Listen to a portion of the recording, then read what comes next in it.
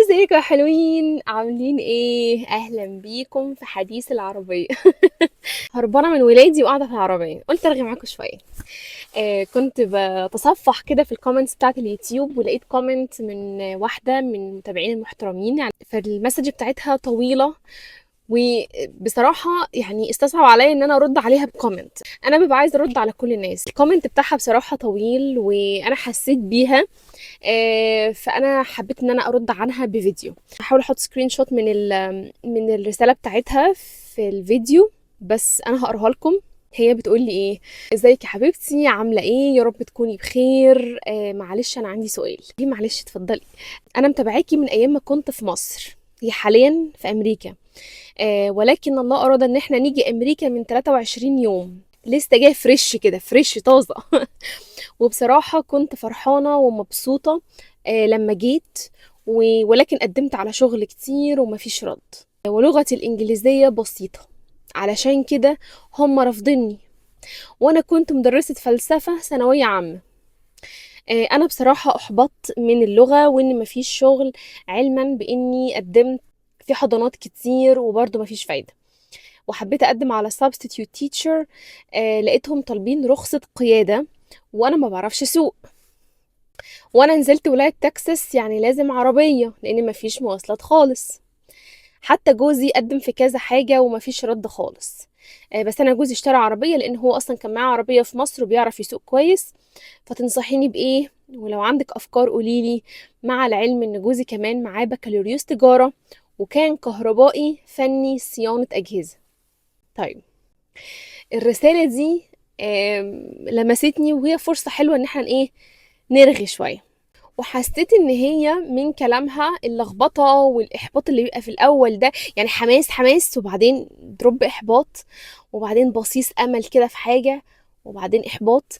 يعني في رولر كوستر كده، العاب مشاعر، يعني تعلى بيك وتنزل بيك، تعلى بيك وتنزل بيك. هي دي الفترة الأولانية بتاعت الناس لما بتيجي. يعني أنا متفهمة طبعا صدمة اللغة أول ما الناس بتيجي، أنا متفهمة الإحباط بتاع اللغة، انا متفاهمه انك تبقي عايزه تعبري عن نفسك وعندك امكانيات بس ما انتش عارفه تعبري عن ده، ونكس المشاعر ده، وده طبيعي جدا. واحنا كلنا اول ما نيجي هو ده اكبر عائق لينا. يعني انا عايزه اقول لك، انا في ناس كتير جدا في الفيديوهات اللي ببقى بعملها مثلا: تغلبتي على اللغه ازاي؟ تغلبتي على مشكله اللغه ازاي؟ اللغه. ناس كتير هتمر بالظروف دي قريب، ناس بتمر بيها حاليا، ناس شايفة نفسها فيها. فلو أي حد مر بظرف مشابه أو مر بحاجة زي كده وعنده نصيحة، بليز يكتبها. أنا عن نفسي هرد عليكي الحاجات اللي انتي قلتيها نقطة نقطة كده، وهشبهها لك بحاجات أنا مريت بيها، عشان لازم تبقي عارفة إن أنا مش عارفة كل حاجة. أنا استحالة أكون عارفة كل حاجة عن البلد دي وفاهمة فيها كل حاجة، وخصوصا لما تبقى في ولاية غير الولاية اللي أنا فيها. انا عارفه ان كل ولايه في امريكا ليها قوانينها وليها الفرص اللي منتشره فيها، وفي فرص مش منتشره فيها. وسائل المواصلات تخليكي تعرفي تبقى في فرص اعلى في شغل معين، ومثلا ما فيش وسائل مواصلات هنا. يعني كل ولايه قصه. الموضوع اصعب كمان لما حد يسالني عن رايي في حاجه في ولايه انا اصلا مش عايشه فيها وما اعرفهاش. تمام؟ انت مدرسه فلسفه، ومدرسين بيحبوا يمسكوا المعلومات بقى ايه، بوينت بوينت كده. فتعالي نتكلم واحدة واحدة عن الحاجات اللي انتي قلتيها، ونشوف ايه اللي احنا ممكن نقدر نقوله يغير تفكيرك بشكل مختلف شوية. اول حاجة انتي ذكرتيها، والميزة في الرسالة بتاعتك ان انتي عارفة اصلا المشكلة فين. انتي قلتي اول حاجة: انا مشكلتي في الانجليزي، قدمت على شغل كتير ومفيش رد، لغتي الانجليزية بسيطة، علشان كده هم رافضيني. يعني انا مش عايزه اقول كلام محبط، لكن انا هقولك انه انت عايزه تشتغلي مدرسه في مدارس امريكيه، اللغه مش تمام، هم هياخدوكي ازاي؟ فانت محتاجه تشتغلي على اللغه، انت محتاجه تشتغلي.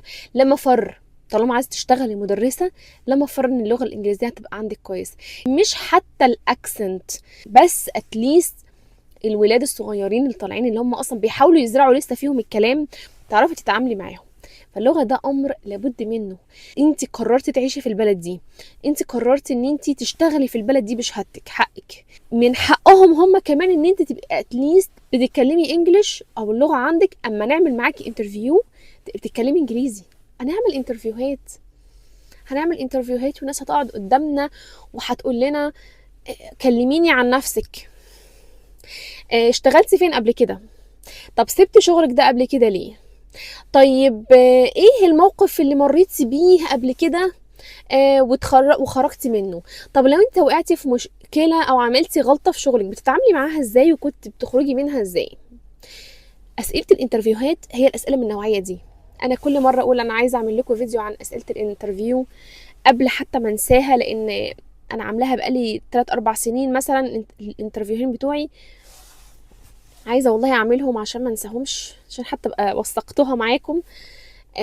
بس معلش يعني اعذروني، انا اليوم عندي بيخلص يعني كده. هو اليوم بيخلص عندي في الشغل اصلا، يعني انا بخلص شغلي الساعه 4. ف سايد نوت كده ان شاء الله هعمل لكم فيديو انترفيو. بس مبدئيا احنا الناس هتقعد معانا هتسالنا اسئله محتاجين نجاوب، يعني محتاجين نجاوب ونجاوب بثقة ونجاوب بكاريزما ونجاوب ونبقى فاني في وسط الكلام ونجاوب، ومش هنجاوب واحنا مخشبين. يعني الموضوع عايزين ناس تحس انك كده شخص انا جاية واثقة من نفسي، انا جاية اضيف عليكم. ف احنا محتاجين نوصل للحته دي، وعشان نوصل للحته دي عايزين ممارسه كتير وعايزين ثقه وعايزين نشتغل على نفسنا كتير. هل الانجليزي عشان محتاج يبقى بيرفكت؟ هيبقى بيرفكت مع الوقت، هيبقى بيرفكت مع معاملتك مع الناس، هيبقى بيرفكت بالكلام والرغي كتير. انت شايفه انه السبب في الرفض مش حاجه غير اللغه، فانت اول حاجز اهو خبطتي فيه اللغه. انت عارفه ان نص حل المشكله انك تبقي عارفه ايه المشكله. انت عارفه ايه المشكله دلوقتي. الموضوع مش سهل. انا مش هقولك انك هتتعلمي اللغه في يوم وليله، مش هقولك الاكسنت هتظبط في يوم وليله. انا لحد دلوقتي عندي ايام الاكسنت فيها كويس جدا، وعندي ايام الاكسنت فيها اللغه تقيله على لساني وتلاقيني متوتره وتلاقيني عماله اخبط في الكلام. هو كده. بس اتليست حد يعمل معاكي مقابله، تقعدي مع حد. هما بينقوا مدرس هيدخل الفصل لطلبه لاطفال او طلبه، يعني ما اعرفش انت سن ايه اللي عايزه تدرسي له، بس على الاقل تبقى يعني لو اطفال او طلبه انت عايزه تتكلمي معاهم، حد يقول لك حاجه فتفهميه فتردي، ولما تردي يفهمك تعملي شغلك. تعبي حبه كمان في انك انت تشتغلي على اللغه. انا عارفه انت لسه جايه بقالك حبه قصيره، بس انت محتاجه تتكلمي مع ناس باللغه، تسمعي بقى شوز على التلفزيون. انت عارفه هقولك حاجه، انا اوقات طول ما انا في العربيه وسايقه، انا مثلا بسوق مشوار بعيد من شغلي للبيت ومن بيتي لشغلي، الراديو شغال في العربيه، مش حتى اغاني، راديو كده شغال، حد بيتكلم، مذيعه حد بيرد عليها، طول الطريق سامعاها، مش حتى بسرح في حاجه. انا حابه اسمع لغه الحوار داير ازاي، هي تقول له ايه فهو يهزر يقول ايه، واللفظ بيتقال هنا ايه. انا بتعلم كده، انا بتعلم ان انا اسمع. اسمعي كتير، اسمعي راديو، اسمعي شو لحد ما تحسي انك مرتاحه شويه. والله ان قدرتي في الفتره الحاليه تعرفي توفري قرش صغنطوط كده على جنب وتروحي تاخدي كورس في مكان، دوري حواليكي على سنترز بتعلم كبار السن. ما اقصدش كبار السن اللي احنا عواجيز، يعني اقصد اللي هم الادults او الناس البالغين اللي هم مش طلبه، سناتر بتعلم الناس الانجليش. دوري لو في كوميونتي كوليدج قريبه منك، لو جامعه حكومي قريبه منك، شوفي لو بيقدموا كورسات ESL فري مثلا. مكتبات عامه حواليكي ممكن تكون بتعمل خدمات كده، سيرفيسز معينه كده في الفري للناس اللي عايزه تشتغل على الانجليش بتاعها. شوفي حاجات زي كده، شوفي جامع قريب منك، لو في جامع قريب منك او كنيسه قريبه منك روحي شوفي لو بيقدروا يعملوا حاجه للناس اللي الانجليش بتاعهم لغه تانية. ودي الموضوع تحدي، يعني انا الانجليش ده اول عائق خبطت فيه كده، انا محتاجه ان انا اتجاوزه عشان ادخل في اللي بعده. اللغه لو احنا عايزين نشتغل حاجة ليها علاقة بدراستنا، فاحنا محتاجين اول حاجة واساسي ومبدئي اللغة. علي عايزة اقولك بقى على الحاجة التانية اللي انتي اتكلمتي فيها. طبعا لقيتهم طالبين رخصة قيادة وانا ما بعرفش اسوق، وكمان نزلت ولاية تكساس يعني لازم عربية لان ما فيش مواصلات خالص. انت عارفة انا بحس ان المشاكل اللي بتقابلنا في حياتنا دي عاملة زي ايه، صخرة كبيرة ومحتاجين نقعد نفتفت فيها ونكسر فيها حتة حتة كده لحد ما تنهار قدامنا. يعني انت حددتي المشكله وعارفه ان المشكله انك محتاجه تسوقي، خلي بالك عاجلا ام اجلا انت محتاجه تسوقي في البلد دي. انا متفهمه جدا ان الناس في الاول هنا ما بتقدرش تجيب عربيتين اتنين في البيت في نفس الوقت، وخصوصا لما يبقى زوجك جاي معاكي هو كمان بيدور على شغل، هو كمان بيبني نفسه يعني. بس محتاجين نستثمر في بعض. يعني ايه نستثمر في بعض؟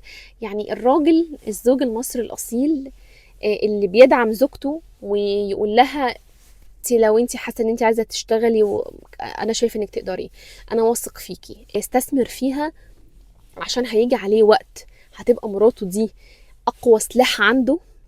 هو ده ملخص الحياة هنا، هو ده ملخص الغربة. الزوج لما يقف جنب مراته، يقف ويدعمها في الأول، هي بيعلمها السواقة على عربيته، فيوديها المشوار، فيجمد قلبها، فيقول لها لا تقدري تسوقي، طب خدي تعالي سوقي، فواحدة واحدة يعلمها السواقة، طب تعالي بقى نطلع لك رخصة، فيطلع لها رخصة، بس بنحوش كده كل شهر او كل اسبوعين، بنحط كده نحوش كده، بحوشهم لك عشان نروح نقدم لك على رخصة. بالمناسبة هي مش غالية يعني، بس بنحوشهم عشان شايف عربية مثلا. على فكرة العربيات المستعملة هنا كمان في حاجات في أسعار في رينج 4-5. أنا عارفة إن هو غالي 4-5 للناس اللي بادئة حياتهم، 4-5 آلاف دولار كتير، أنا متفهمة.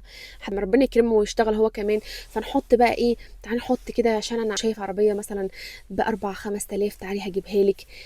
الراجل اللي بيستثمر في مراته يعني ويزقها لقدام، وشايف ان هي هيجي عليها وقت وهتبقى الداعم الرئيسي له هنا والسند بتاعه هنا، هو ده الراجل الصح. يعني هو ده اللي شايف قدام كده، لان هي دي الحقيقه وهي دي الغربه. انت ومراتك انتوا اللي دايرين الموضوع. لما تسمع الفيديو ده وتشوفه او تسمع الكلام ده، حاول تبقى باصص لقدام شويه. انا لما اجي على نفسي واجي يوم اجازتي انا تعبان وعايزه استريح شويه، بس معلش هاخدها اخر النهار اعلمها شويه في السواقه في العربيه. معلش انا هحوش مثلا مبلغ بسيط واوديها مدرسه تتعلم السواقه. معلش احنا هنقتطع من حاجات تانية علشان خاطر هحوش مبلغ عشان عايزه بعد 4-5 شهور اجيب لها عربيه. معلش انا هاخدها واديها اوصلها الانترفيو دي. معلش لقينا وظيفه وفي شغلانه بسيطه كده في الاول نص يوم هوصلها ونبقى نشوف كده مين يجيبها، وهكذا. فالراجل محتاج جدا يقف جنب مراته في الفترة الأولانية، فهي مش هتتحرك خطوة قدام من غيرك، هي محتاجاك في الأول، وانت زوجها وانت معاها مفيش غيرك، ومجهوداتك مش هتروح على الأرض. أنا أول ما اشتغلت ما كانش معايا عربية، وما كنت بسوق في مصر، بس كان يعني كنت قاطعه السواقه قبل ما اجي هنا بحوالي سنه. يعني انا ما كنتش بسوق بقالي سنه لاني بعت العربيه لما عرفت ان احنا هنيجي وقصه كده، فانا قعدت يجي سنه ما بسوقش، وبعدين جيت هنا. هي السواقه هنا باي ذا واي يعني حاجة تانية غير عن السواقة في مصر. جوزي اللي علمني واللي وداني وكان يوديني الشغل. بدأت بارت تايم، فكان يوديني الصبح وكان شغلي يخلص في نص اليوم. كنت يجي بأوبر، يجي حد بيجيبني، حد اتصل بحد اقوله تعالى واحدة صاحبتي هنا مثلا تبقى شغالة من البيت فتيجي هي تاخدني. كانت الدنيا بتمشي كده لحد ما عليها ايه، لقينا عربية مبلغ صغنون جبناها، مشيت الدنيا. وعلى فكرة انا ما نجحتش من اول مرة، انا نجحت في امتحان العملي من تاني مرة برضه عشان الناس ما تحبطش، يعني عادي. امتحان النظري طبعا نجحت فيه على طول، انتوا عارفيني شاطرة في النظري. في العملي بقى اتوترت، ما نجحتش في اول مرة، بس نجحت في تاني مرة وجت الرخصة. موضوع السواقة ده برضو لابد منه. انت هيجي عليكي وقت عايزه اولادك انت توصليهم وتجيبيهم وتروحي تجيبي طلبات البيت، ده انت هتريحي الراجل ده يقول لك يا برافو عليكي، روحي اعملي اللي انت عايزاه. فاهمه ازاي؟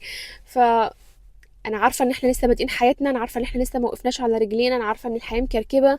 ما تسربعوش نفسكم. اهم حاجه دلوقتي كل واحد فيكم بالاخص هو يلاقي شغله ويقف على رجله، علشان واحده واحده تسبورت each other، يعني تسندوا بعض لحد ما تعدوا من الفتره دي. ما تحبطوش او احبطوا، عشان ما بقاش كلامي شاعري، احبطوا بس ما توقفوش سعي. يعني هتحبطي وهتوقفي سعي من اول محاولة، يبقى مش هنوصل لحاجة، يبقى كنا خلينا في بلدنا احسن بقى. تعالي بقى الحاجة الأخيرة اللي انت اتكلمتي فيها، اللي هو ايه بقى، جوزك بكالوريوس تجارة وكمان عنده خبرة في الصيانة والكهرباء.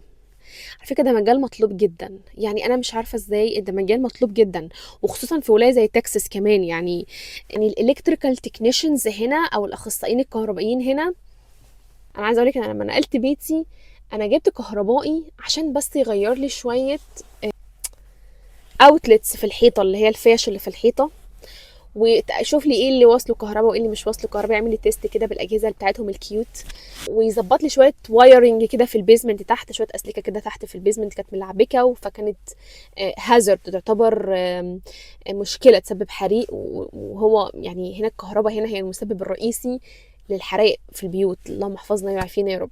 جبت كهربائي يديني استيميت تقدير كده، قول لي لو انت هتعملي شويه الشغل دول هيكلفوني كام. انا عايزه اقول لك ارقام مهوله، يعني لحد ما لقيت واحد، وشوفي على قد ما هو كان ابسط واحد لقيته دفعت فيه $2000. $2000، وكان ارخص واحد فيهم، علشان نغير شويه فيش، ونغير شويه ونظبط شويه اسلك كهرباء.